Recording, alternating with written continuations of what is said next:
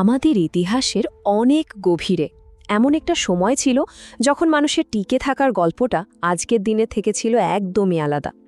চলুন আজ আমরা সেই প্রথম সার্ভাইভারদের গল্পটা শুনি। আজ থেকে প্রায় 50,000 বছর আগে মানুষের জীবন ঠিক কেমন ছিল সেই সময় একবার ঘুরে আসা যাক। কখনো কি ভেবে দেখেছেন এমন একটা সময়ের কথা যখন আজকের এই আধুনিক সভ্যতার কোনো কিছু ছিল না? কোনো শহর নেই, রাস্তা নেই, ইন্টারনেট তো দূরের কথা। কেমন ছিল সেই জীবন? আর কারা ছিল সেই মানুষ যারা সব প্রতিকূলতার বিরুদ্ধে লড়ে শেষ পর্যন্ত টিকে গিয়েছিল? তো চলুন আমরা প্রবেশ করি সেই অচেনা পৃথিবীতে, এমন একটা জগৎ যা সত্যি বলতে আমাদের কল্পনারও বাইরে। আমরা কথা বলছি আজ থেকে 50,000 বছর আগের পৃথিবীর। ভাবা যায় এটা প্রাগৈতিহাসিক যুগ, যখন আমাদের এই চেনা গ্রহটা ছিল একেবারেই অন্যরকম। তখন কোনো শহর ছিল না কোনো পাকা রাস্তা, আর রাতের নিকষ কালো অন্ধকার দূর করার জন্য বিদ্যুৎও ছিল না। চারিদিকে ছিল শুধু আদিম বন্য প্রকৃতি, আর সেই প্রকৃতি কিন্তু মোটেও বন্ধু ছিল না। পদে পদে ছিল বিপদ, কোথাও দুর্ভেদ্য জঙ্গল, কোথাও বিশাল পর্বতমালা, আর ছিল এমন সব ভয়ঙ্কর প্রাণী যাদের আমরা শুধু গল্পে বা সিনেমাতেই দেখেছি। ভাবুন তো একবার, বিশাল বিশাল ম্যামথ আর ধারালো দাঁতের সাবারটুথ টাইগারের মতো প্রাণীদের সাথেই মানুষকে প্রতিদিন টিকে থাকার লড়াই করতে হতো। আর ঠিক এই রকম একটা কঠিন পরিবেশেই শুরু হয়েছিল মানুষের টিকে থাকার সেই আসল লড়াইটা। প্রতিদিনের সংগ্রামই ছিল তাদের জীবনের একমাত্র বাস্তবতা। তখনকার মানুষরা ছিলেন শিকারী আর সংগ্রাহক।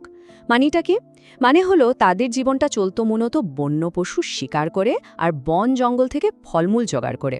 তাদের কোনো নির্দিষ্ট বাড়িঘর ছিল না, খোলা আকাশের নিচে বা হয়তো কোনো গুহার আশ্রয়ে তাদের রাত কাটত। তাদের জীবনের ছন্দটা ছিল দুটো ভাগে ভাগ করা। দিনটা তো কাটত খাবার খোঁজার আর বিপদ থেকে বাঁচার এক অফুরন্ত লড়াইয়ে, কিন্তু রাত নামলেই শুরু হতো এক অজানা ভয়। অন্ধকারের মধ্যে কি লুকিয়ে আছে সেই অনিশ্চয়তার ভয়। কিন্তু এই কঠিন জীবনের মধ্যেই তাদের হাতে এলো একটা জিনিস, যা সব কিছু বদলে দিল, একটা সত্যিকারের গেম চেঞ্জার। আর সেটা হলো আগুন। আগুন মানে শুধু আলো বা উষ্ণতা নয়, আগুন মানে ছিল হিংস্র জন্তুদের থেকে সুরক্ষা, আগুন মানে ছিল নিরাপত্তা। এটাই ছিল তাদের সবচেয়ে বড় আবিষ্কার। আর দেখুন, মানুষ কিন্তু শুধু টিকে থাকার কথাই ভাবছিল না। ঠিক এই সময়ে, এই কঠিন সংগ্রামের মধ্যে দিয়েই তাদের মধ্যে জ্বলে উঠল বুদ্ধির প্রথম শিখা। এখান থেকেই শুরু হলো এক নতুন অধ্যায়। এই সময়টা মানব ইতিহাসের জন্য খুবই গুরুত্বপূর্ণ, কারণ এই সময়ে মানুষের মস্তিষ্ক খুব দ্রুত বিকশিত হতে শুরু করে। তারা শুধু আর প্রকৃতির দয়ার ওপর বসেছিল না, বরং চেষ্টা করছিল প্রকৃতিকে নিজের নিয়ন্ত্রণে আনার। সভ্যতার দিকে এগিয়ে যাওয়ার প্রথম ধাপগুলো ছিল সত্যিই অসাধারণ। তারা পাথরকে ঘষে ধারালো অস্ত্র তৈরি করতে শিখল শিকার করার জন্য। এরপর এলো নিজেদের ভাবনা প্রকাশ করার পালা। গুহার দেওয়ালে তারা ছবি আঁকতে শুরু করল। আর সবচেয়ে বড় যে ব্যাপারটা ঘটল সেটা হলো ভাষা। একে অপরের সাথে আরও ভালোভাবে যোগাযোগের জন্য তারা ধীরে ধীরে ভাষা তৈরি করে নিচ্ছিল। কিন্তু ভাববেন না যে বুদ্ধি বাড়ার সাথে সাথে তাদের জীবনটা সহজ হয়ে গিয়েছিল। একদমই না। বিপদ তখনও তাদের ছায়ার মতো সঙ্গী ছিল।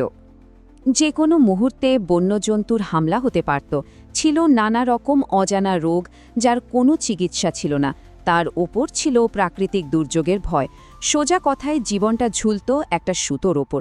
একটা ছোট্ট ভুল আর সব শেষ। এত বিপদ, এত লড়াইয়ের কথা শুনে মনে হতে পারে এ তো অনেক পুরনো, অনেক দূরের কোনো গল্প। কিন্তু সত্যি বলতে কি, এটাই আমাদের সবার, মানে পুরো মানব জাতির শুরুর গল্প।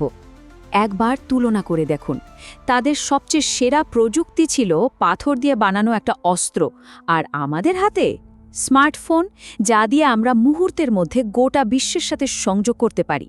এই ব্যবধানটা আকাশ আর পাতালের মতো, তাই না? তবে হাজার হাজার বছরের এই বিশাল পার্থক্যের পরেও একটা জিনিস কিন্তু সেদিনও যা ছিল আজও ঠিক তাই আছে। হ্যাঁ, বেঁচে থাকার লড়াই।